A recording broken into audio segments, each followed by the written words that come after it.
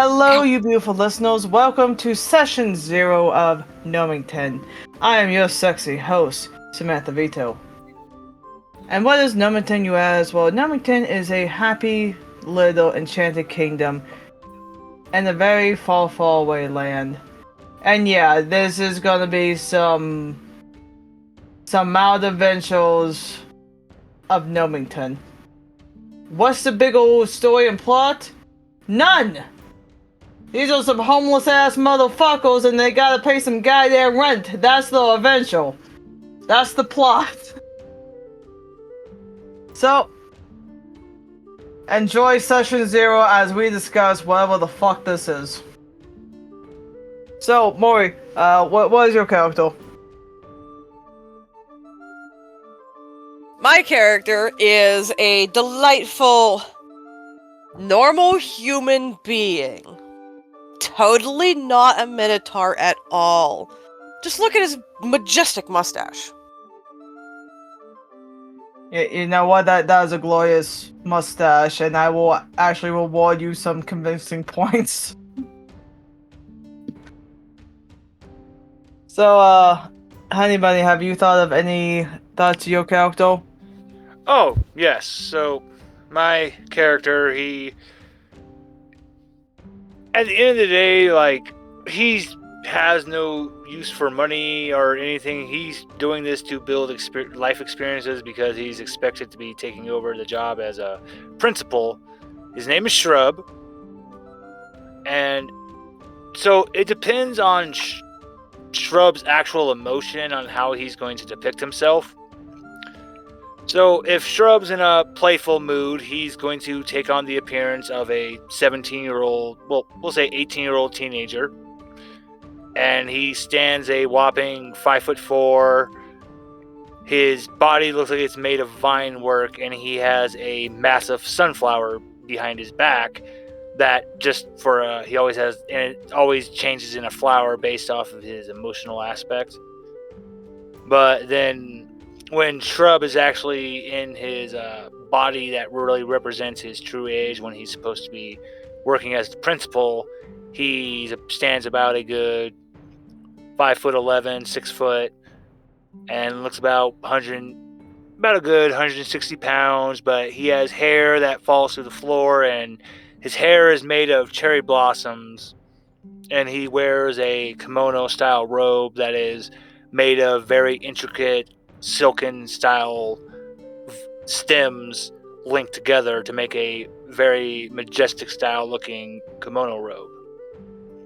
That's when Shrub wants to actually talk in authority and appear as an actual adult.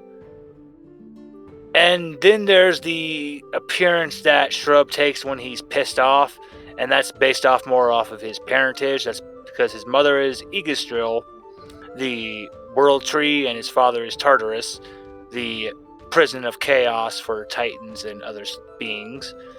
And when he gets pissed off, he looks like a cross between a tree and Tartarus. So his body gets kind of like ashen gray, blank bark-like for his limbs, but it has deep pits that just leaks abyssal chaotic goo. And then he has a pointed crown of branches, but it's always just leaking out the same type of chaoticness that Tartarus has inside of him. But yeah, that's Shrub. Based off that description, I just realized how ungodly OP your character is in this setting. And that's going to be amazing. This is going to be hilarious. If you would actually like to, I can. So. No, the answer is no. Please, for the love of God, do not change your character because. Oh no! I was gonna say amazing. I can show you one of the examples of his the way he uses his magic if you would like to hear. Oh, absolutely.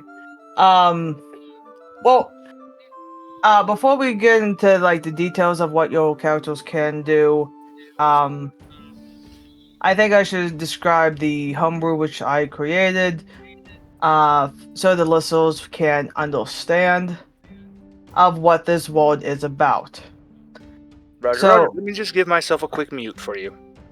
Thank you very much. So, you beautiful listeners, Mild Adventures in Gnomington, or Welcome to Gnomington, I haven't decided on the official title yet, this is a very, as I said, mild game, but it is gonna be a lot of role playing, and the dice rolls I decided on how I'm going to use this is gonna be very unique. Because how I'm going to decide the dice rolls is, should my players who are in the session want to do something that makes sense and is actually logical to their character, to the world in the world that I created, and with whatever adventure or action that they are currently doing, if it makes sense, okay, they are going to win. But the details of how it wins, or in some case fails, that is going to be determined on the dice roll. So, how I would describe Maury's very human, absolutely very convincing, 12-foot tall Minotaur with a glorious mustache. He is only 8 feet tall. I shrunk him down to be a little more reasonable. I was gonna say, you can be whatever size you want, because I can make... Like, when I first told you guys about Gnomington, I told you, you guys can be, like, any type of character in a stereotypical D&D fantasy. And then I have to specify stereotypical, like, dwarves, elves, minotaurs, dragons, whatever. Because if it's a fantasy-esque, I can walk with it. So Yeah, if you want to shrink them down, that's fine. If you want to, grow them up, that's... Oh, I'm gonna make this fucking hilarious. Yeah, I think shrinking him down so he's more reasonable for, like, buildings and doors. Because he already weighs a fucking ton. So... Let's make him a little smaller. I had you covered for that. Yeah. But I'm gonna add, like, every detail you guys give me, I'm gonna add to the plots and everything. So when Maury told me about his character, and I was explaining my personal dice roll system, and since I am using the infinite null theorem cast, and I'm using the recording systems from infinite null theorem, I'm going to say this is going to be a branch of infinite null theorem, so this will be copyrighted.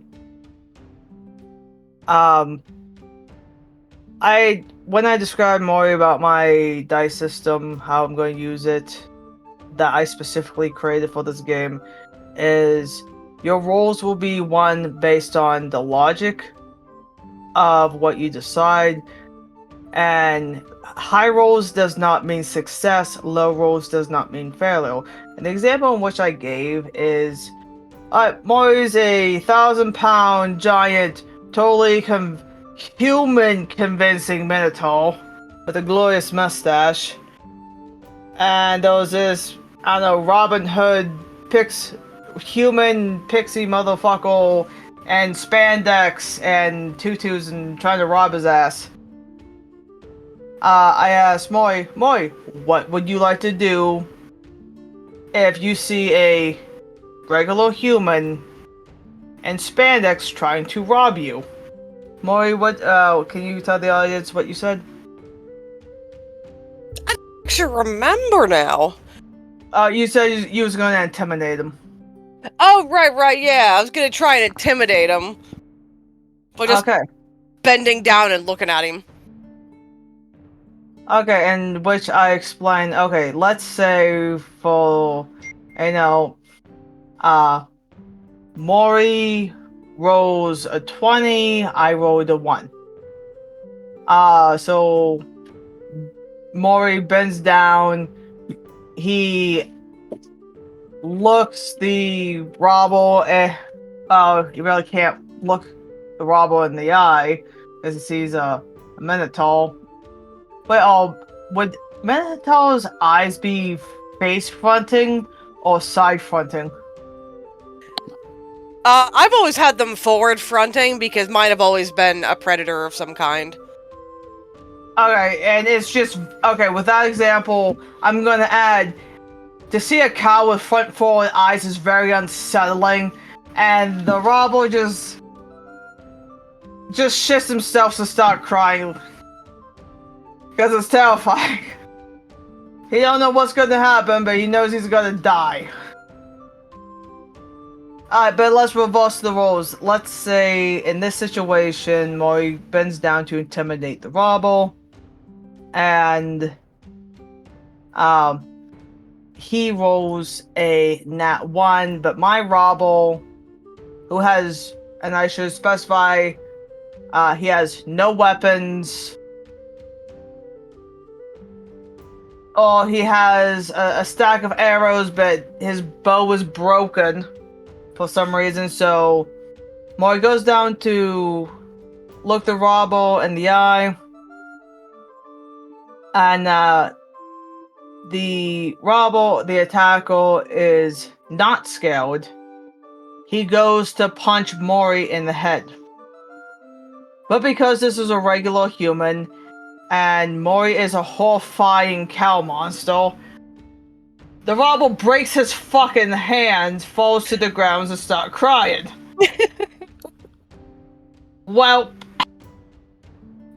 even though Mori failed, this is literally something I just don't think a regular human could ever just realistically try to attack an 8-foot tall anything and just live. Especially because it's Mori's character, this poor bastard's gonna die in a very hilarious and humiliating way. That's my whole that's my whole system is, one, if your character wants to do something that is actually logical for the character to do in the realm of the setting, it is probably gonna win. But if it is not logical, or it really doesn't make sense, it's just going to lose. And the dice rolls will explain why or how intense the win or lose will be.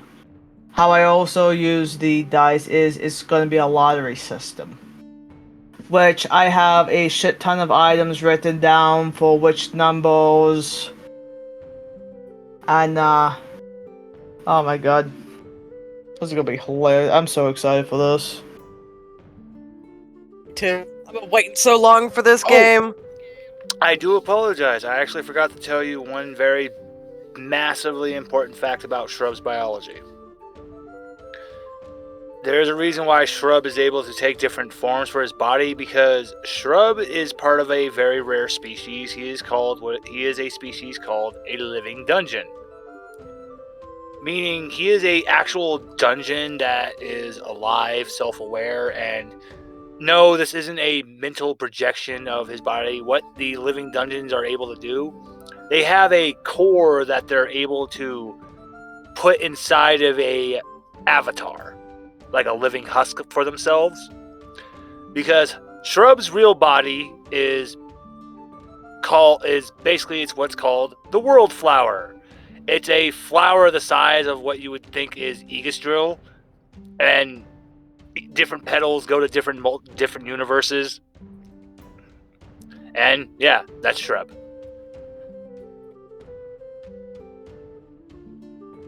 I'm just gonna nod my head and agree like I understand. I do. Because here's the thing, like, that sounds so fucking cool. And since this is a very... it's just a relaxing little game, basically to give, Brian a break from his deep dives and his amazing, as Mori said so earlier, Brian creates these literal choose your own adventure type of adventures for us, because we the players literally choose where we're going, what we want to do, and it's... but sometimes when a man with such a large and sexy brain needs a break, it's nice to get a recharge every now and then. So that's one of the reasons I'm doing this. The other reason is Mori, just Mori encouraging me to go along with this fun little session. And yes, there will be fucking references that even my uneducated movie film buff ass knows. Like the... you will have to get a shrubbery! Shrub just goes and hides inside of his dungeon body. Shrub's gone.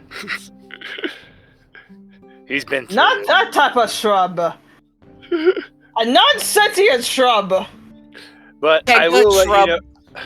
I will let you know. Shrub is actually a very beloved character for me. Like, this is a character I worked very hard on, and so this is a character I'm very happy to bring into this world of Gnomington.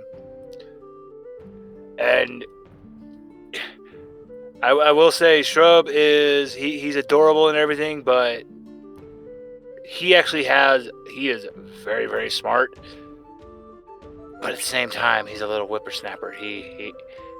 His older brother's Typhon and his older sister is Freya, so he did pranks with them, like where they would fuck with Thor and Loki and other godly beings, and then go to Earth and get popcorn.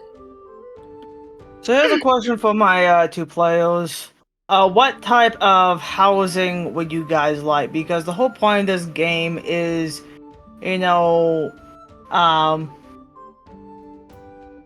just basic, day-to-day life. You get a temp job, go out and do a little job. If it succeeds, you come back, you get paid. If you don't, it's gonna be hilarious. But you're gonna come back, and those, are always gonna be low temp jobs. But what kind of housing would your characters want to have is something I would like to ask you guys. What type of jobs would your characters be particularly interested in? What kind of experiences in a tabletop game would you as players like to see in this game? House-wise, I think Mori the totally normal human. I almost called him a minotaur. Foolish me. Oh no, okay. We can't confuse a totally normal a human with a Well, minotaur. For shame.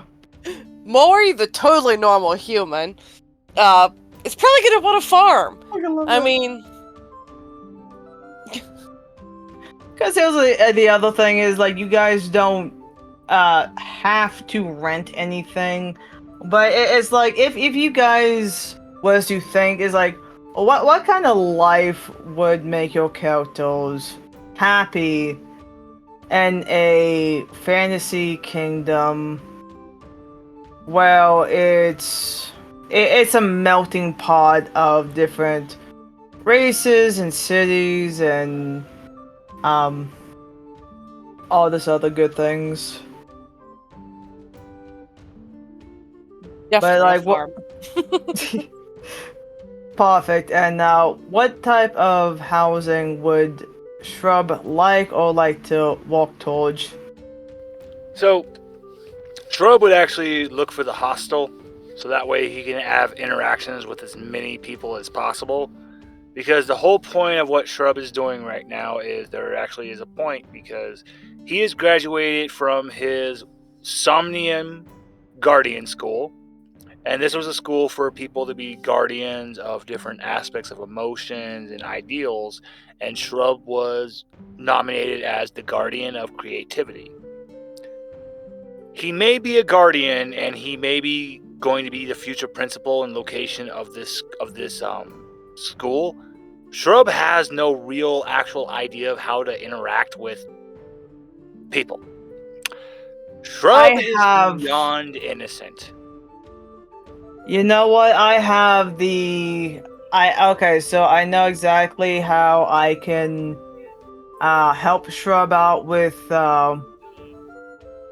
his interactions. I know a great place with, and I know a really good mentor who's gonna really take care of Shrub. And Shrub was actually hoping to find a position that allows him to kind of teach. Because, so Shrub is actually Oh an my artificer. god! So Shrub is an artificer, and specifically, this is why I loved making this character, because I actually dug deep hard and looking in the rules. I found that there's an artificer that makes guns. Well, a job that teach that is under the job listings that you guys can walk up to. Yeah, there is there's a teaching job. Excellent. That's exactly what There's Shrub's also a goal is. babysitting job. And because at the end of the day, Shrub. Oh, I do apologize. There is actually a companion with Shrub. How Okay. could I forget about Nidhogg? So if you know Norse Since mythology, I know a lot of listeners were just like, did he just say Nidhogg, the devourer of the world tree? Yes. Shrub was given so just like how Hercules in the Disney movie, Hercules was given a little baby Pegasus. When Shrub was born, his mother reached out and grabbed a egg of the Nidhogg, and Shrub was given a baby Nidhogg as his lifelong protector. But so Nidhogg can travel with him, there's not a gargantuan fucking freaking dragon following behind him. What Nidhogg actually takes the shape of, he looks like a you can custom floating in this game. He looks like a floating pot-bellied pig with dragon wings. Just like a big fat black pot-bellied pig with dragon wings. And that's Nidhogg. That is I'm gonna need a picture and a tattoo of this thing. Yes, I will happily draw, because I forgot to draw Nidhogg. But yeah, that's Shrub's forever companion, his best friend and companion in life. Because when Shrub goes to bed, normally he goes to a realm and just embedded in clouds, and Nidhogg takes his real shape, and Shrub just sleeps on him. But he's willing to let Nidhogg stay in his little play form, and they'll take the guise of normal mortals. But I hope you're fine with Nidhogg. You know I am. But so yeah, it is. Yeah, I just realized that you are accidentally going to make me put an actual real story plot into this. You know what? Jesus Christ. Now I want to do something special just for Nidhogg. Oh, Nidhogg? perfect. Hooray, I didn't fuck it up. Yeah, it's, So for those who don't know, I am dyslexic as fuck, ADHD as fuck. Thankfully, I'm on medication now. And I cannot remember names to save my life. You can tell me the same story 100 times and people have. And I mean that over 100 times. because I've known certain people for decades, I will still have no idea what the hell they're talking about if they drop names. But Yeah. anyway, it's a problem. We love you anyway. I have a medical condition.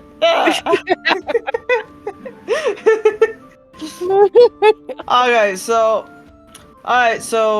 Brian, with Shrub and that beautiful, amazing Oinky, that I know the perfect place to set you up for your beginning. Or if you want your permanent residence, it's gonna be nice and cheap. Perfect. Oh, Maury, I have an idea for you. Go on. I'm gonna have to say, hey, I think I'm gonna have to save it because I'm going to reuse the idea that you and I had before. I know you have no idea what I'm talking about, but you will when you get there. But all right, so did you guys ever talk or decide if you guys have history or not? No, you didn't. So how would you guys want to have a background? Because I like one of the things I really hate about TTRPGs is how everyone is supposed to magically have backgrounds, but in real life, if you're just there and you have no idea who the hell anyone is, and you have it just makes the whole session very awkward and confusing. Luckily, we've all known each other for years. Yep. I actually have an idea on a possible, previously known each other, is because Shrub is a living dungeon.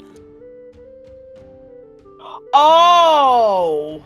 And Minotaurs are well known for being stuck in labyrinths. So it would make sense for us to have some sort of association through that. What do you think about that, Brian? Oh, that's perfect. Yes. Because fun thing about living dungeons, and actually in the actual sheet for their character information, this is actually a real race you can use for 5e and Pathfinder. The living dungeon, the team players actually can enter the dungeon and have adventures. The GM can set up little fun adventures in it. So yeah, that's completely within the realms of the living dungeon. So yeah, that makes sense. Because as I said, Shrub's many petals have reach out, so it's quite feasible one of his petals would be a labyrinth for Mori the man cow. So, and now this makes me wonder, did Mori break out, or was Mori released, or was Mori rescued? Oh, did Mori escape by pure accident, like he tripped over a pebble and whoops, out of a leaf? Mori's not exactly the smartest. So I like the idea of just an oopsie, I'm out now. I just think of Mori, and it's like, part of me, I see some intelligence, because I know you real life Mori. But when I think of your not Minotaur, when I think of them and I look in those dead soulless eyes, I just imagine hearing crickets. Yep. Now, would something like that be feasible for the Shrub, or how would Shrub? Okay, so I have an amazing idea on how to link this all together. So there was one day, Shrub was like, okay, I have to actually start handling my responsibilities as my mom has been telling me. And he remembered one of the mini labyrinths on one of his petals, and when he went out, he remembered that there was this really aloof Minotaur And Shrub really liked the cut of his jib. He was like, you know what? He's not like your typical Minotaur. I like watching him do his thing. And then he thought he disappeared, but then there was this other weird-looking Minotaur that this one says, I'm a Minotaur, but it's obviously just an actual cow. Oh my god. And so, like, when Shrub's gonna see Maury, he's just gonna be like, so that really is a cow that's there. Oh my god, how the hell has that cow killed so many heroes? And we just see the cow sitting on just standing on a pile of bodies. You know, some things in this planet should not be answered. Maury may not be very smart, but I'll tell you what, he's good at what he does. I just see Maury just randomly sniffing a wall and start licking it. Going ball. I don't know why. Nom. Nom. Nom. Nom. The vacant cow stare. Well, here's the thing. It's like this is gonna be. God, Jesus Christ! I can't wait to introduce your character. But now here's something I would like to discuss is. But oh my God! Why, Maury? That's just the look. Alright, so Maury just showed a gif of a cat who is cross-eyed as fuck. More cross-eyed than someone's Uncle Jimbo Thornton. Jesus. Okay, so Brian, I believe you explained that Shrub wants to gain more interaction and get a teaching position. Yes. Is that why he decided to move to Gnomington? Yep.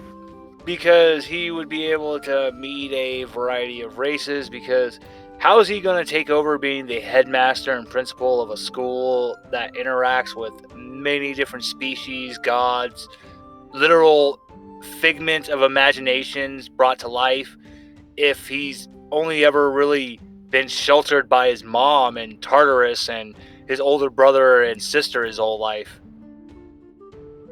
I have an idea of how to introduce Shrub. I am going to need to run some lines with you later to see if the idea I have sounds good for your interpretation of your character's family. Yeah. Maury, now is there a particular reason why Maury would go to the kingdom? I mean, he just kind of accidentally oopsed his way out of a dungeon and just kind of wandered around until he found cows. And then more cows. And then more cows. So he just decided to chill with some cows for a little while. For no particular reason, because he is a totally normal human. But sometimes he's just a totally normal cow. You know what? You have convinced me that I'm just going to give you a stealth boost right now. Fucking totally normal cow walking on two hooves. Speak English. Carries around a fucking 2-foot wide mustache. Sam Elliott mustache. Totally normal, by the way.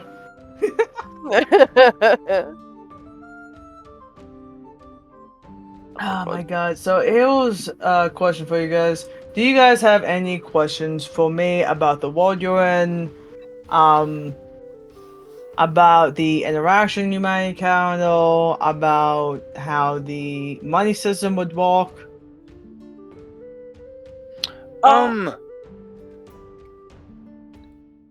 No, actually no, because you've actually been doing a good job of explaining how we're going to be doing the job system. If anything, this makes me think of like Final Fantasy, and I dig it. Yes. And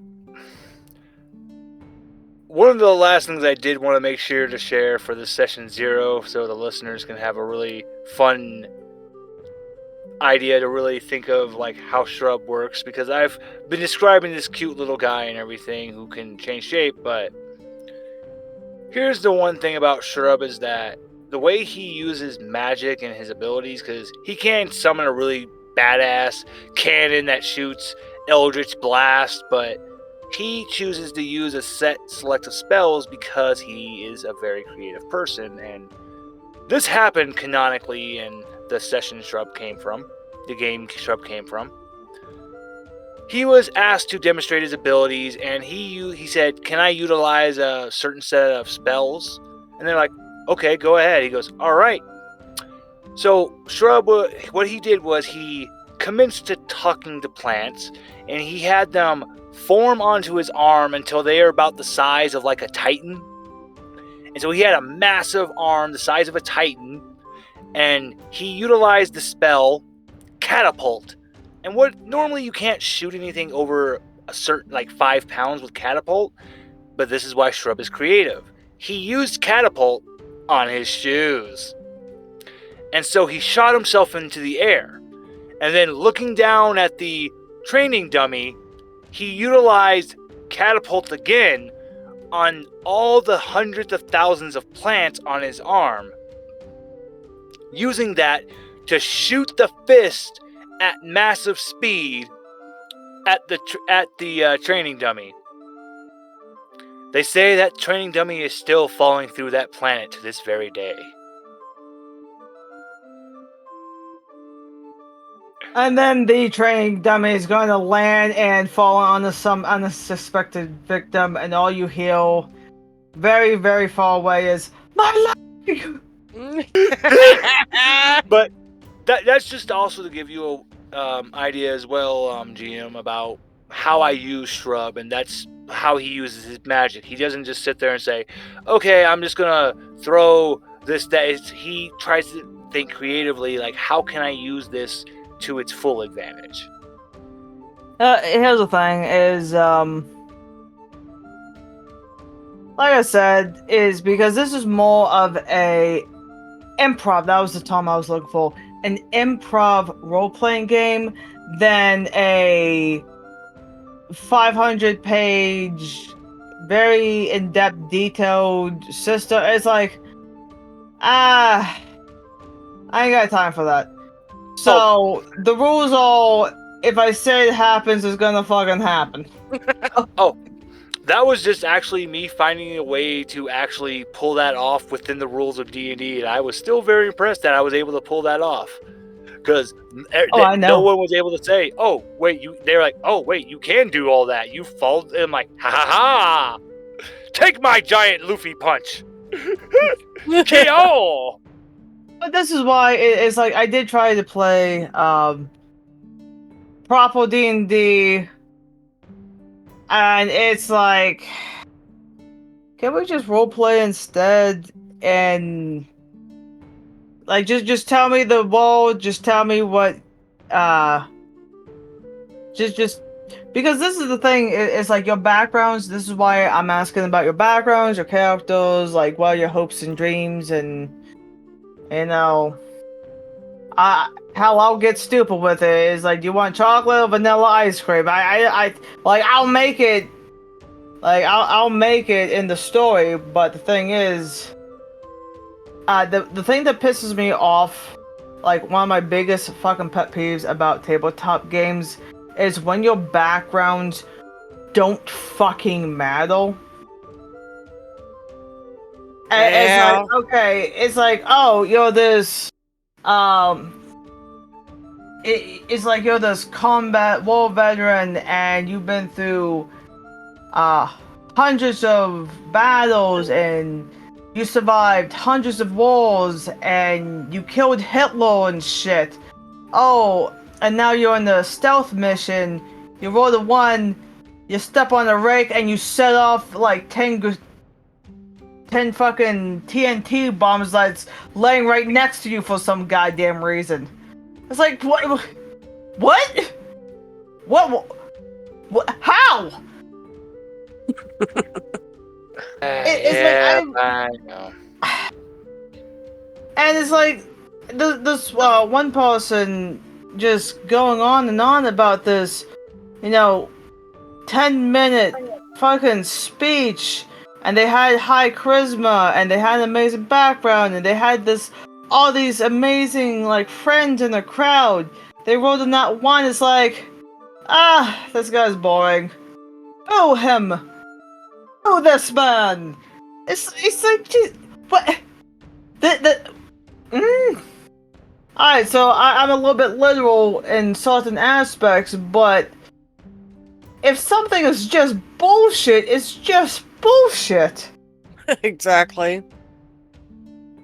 So it's like, I think it's like, if you're gonna make me spend like 8 fucking hours doing goddamn math and creating a background character and dealing with rule lawyers, it's like, at least allow me to play my goddamn character based on how I created them.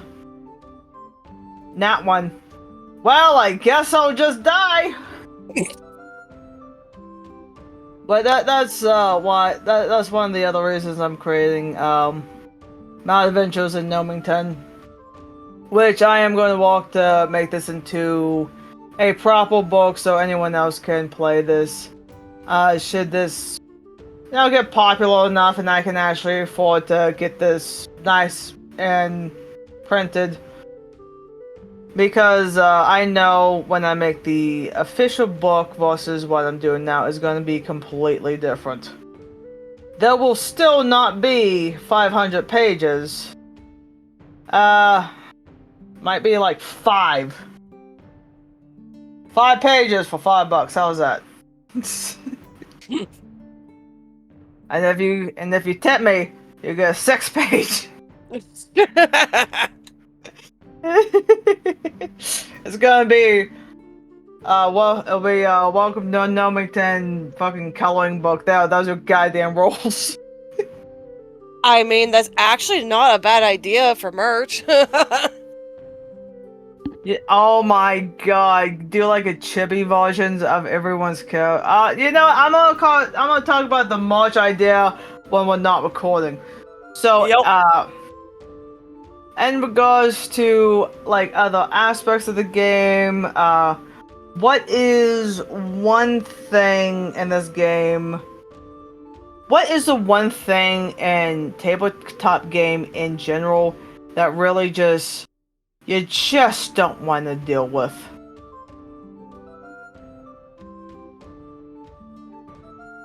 I don't know.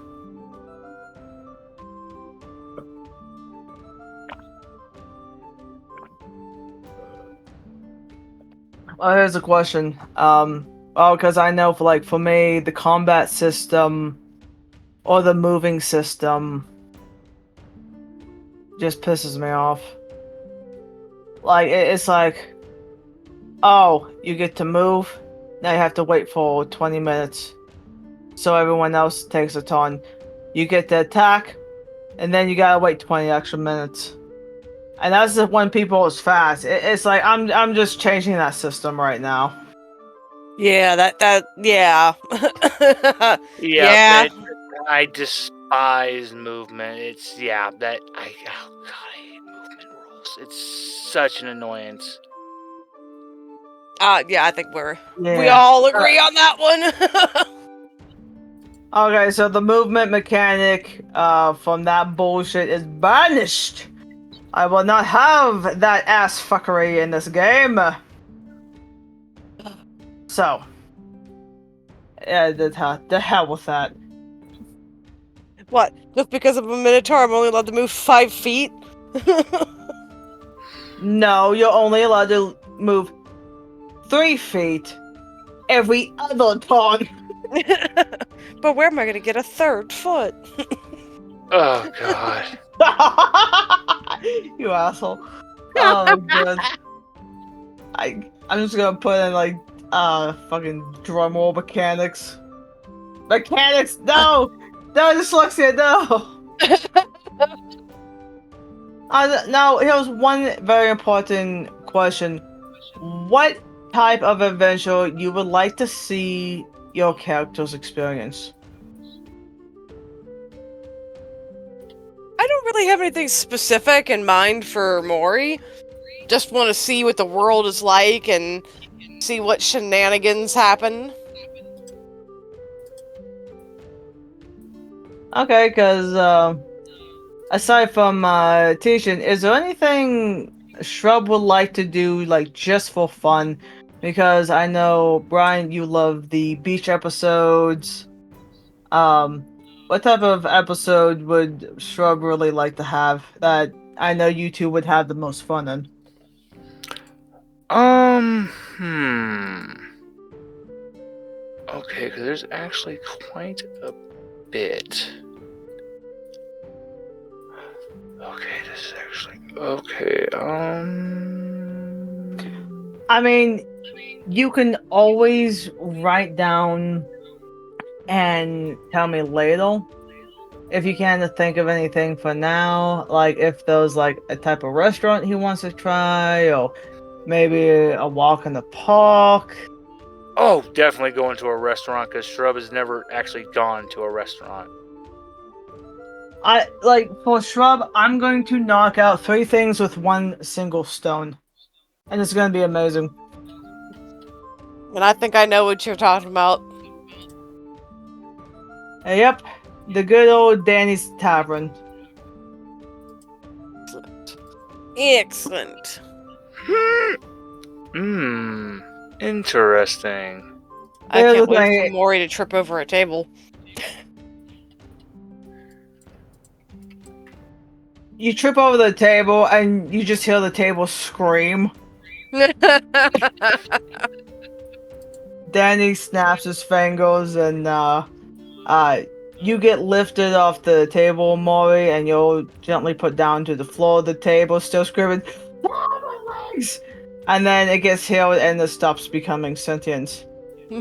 And poor Danny's like, "Oh, Jiminy Christmas, that's the 3rd time this week." It's just secretly a mimic the whole time. Spoilers! Hang on, let me just quickly take notes. Take notes.